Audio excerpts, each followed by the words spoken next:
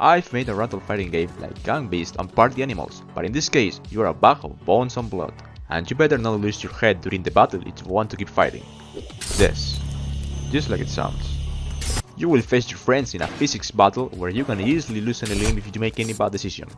But don't worry, you can still fight. Well, at least as long as you keep your head. The idea was born 2 years ago.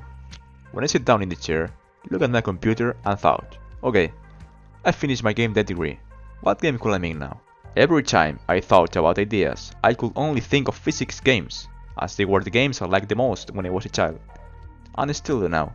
Let's not lie. I mean, who doesn't like Ragdoll games where characters look stupid and interactions feels weird and funny? And above all of those, my favorite, Gang Beast, a game where I spent several years goofing around in every possible way in the past. With this in mind, I opened a text document and started writing ideas.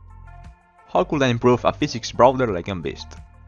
The first idea that came into my mind was increasing the pace of the gameplay. Every time I see a Ragdoll game, character movement seems always too slow and too heavy. So I thought that maybe making the character more agile and lighter could bring something more interesting to this physics-based gameplay. The first games that came to my mind were Super Smash Bros. And Stick Fight, fast-paced side-scrolling party games that I also liked. With this reference in mind, I built an idea that merged those games with the classic physics brawler.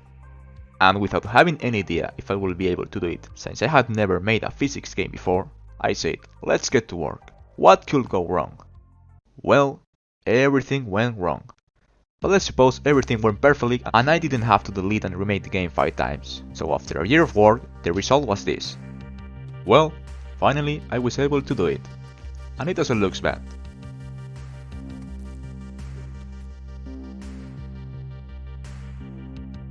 So after that, I probably went to share my work on some social media, but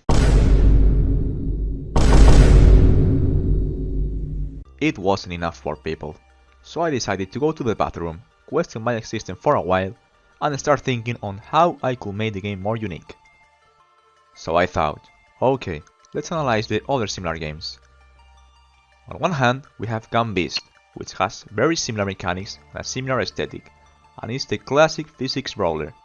On the other hand, we have Party Animals, which really is exactly the same as Gang Beast.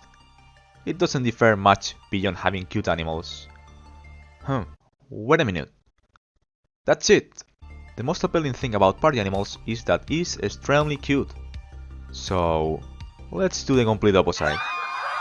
Let's make something extremely bloody and violent. So I set about investigating what I could do to turn my game into a bloodbath.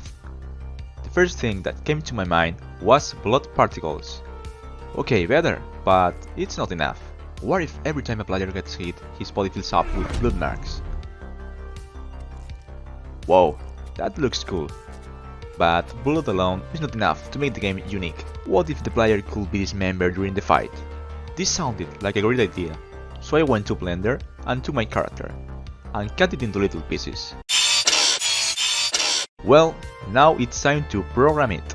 I built my character in Unity, add some wound marks, and a blood stream effect. And now, if I press this button, I should... Oh shit. I'm losing my limbs. No. Okay, it's a little weird that I'm the one who decides to cut off my arms myself. So let's add some traps to the stage. Let's place a saw here, another one here, and well, let's add some propellers over here. Done. Let's see. Oh wow, now it feels much more epic. I decided it was a good time to try it out with friends. So I clicked the make online button and this happened.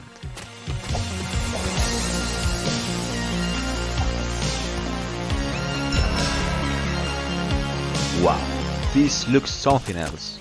For the first time I found the game very fun and different from anything I've seen before, and I was very proud at this point. Based on this, how could we make the game even better? Well, let's add the possibility of using lethal objects to kill your friends, like this bat from here, or this axe from here, or this toy hammer too. And this surprise box looks cool. And a mine. Why not? What now? Now that the core loop is defined, the only thing left to do is to add more maps. So I'm going to snap my fingers once, and snap my fingers twice, and here we go. Now let's add to them some bloody traps, like this one, this one, this one, and this one too. And an air tube, it's always fun. And for the other map, let's put a dangerous helicopter in the middle of the map. Done! Just to finish the game, let the player have the option of customizing his character. And let's add a bomb tag game mode, in case you get bored.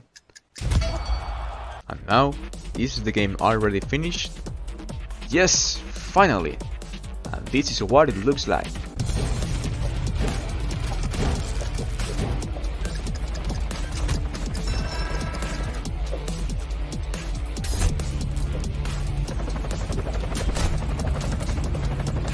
We did it! Let's call this game Knock 'em Out. Now, all that remains is to make it grow. And what better way than by creating a community? So I open a Discord server for the people who want to share their ideas.